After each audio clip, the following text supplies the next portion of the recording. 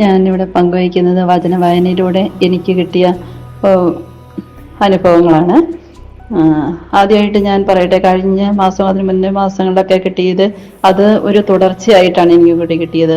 വീട് കാര്യങ്ങൾ. അപ്പോൾ വീട് ആധാരം കഴിഞ്ഞ വായനയ്ക്ക് ഞാൻ പറഞ്ഞു എനിക്ക് ആധാരം ചെയ്ത് എൻ്റെ കയ്യിൽ കിട്ടണം.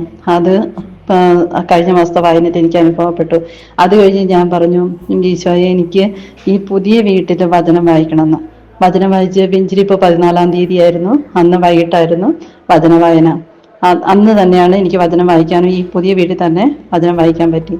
ഈശോ എനിക്ക് നമ്മൾ ഈശോയോട് പറയുന്ന ഓരോ കാര്യങ്ങളും മറുപടി പറഞ്ഞെങ്കിലും അനുഭവത്തിലൂടെ നമുക്ക് കാണിച്ചു തരുന്നുണ്ട്. അപ്പോൾ അതും എനിക്ക് വലിയൊരു അനുഭവമായിരുന്നു. പിന്നെ ഞാൻ ഈശോയോട് പറഞ്ഞു, ഈശോയെ എനിക്ക് അങ്ങയെ കൂടുതൽ സ്നേഹിക്കണം, ആ സ്നേഹം അനുഭവിച്ചറിയുന്ന വചനങ്ങൾ ഈ ലാസ്റ്റ് ദിവസം എന്നോട് സംസാരിക്കണമെന്ന്.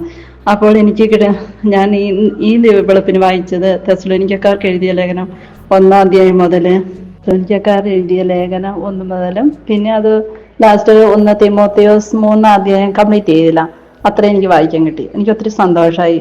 കർത്താവ് നമ്മളോട് സംസാരിക്കുന്ന ഓരോ നിമിഷങ്ങളാണ് വചന വായന. കർത്താവ് നമ്മളോട് സംസാരിക്കുന്നതാണെന്നുള്ളതാണ് എനിക്ക് അനുഭവപ്പെട്ട ഏറ്റവും വലിയൊരു സന്തോഷവും. തലവേദന എടുത്ത് പിന്നെ എനിക്ക് ഇന്നേ വരെ തലവേദന എടുത്തിട്ടില്ല.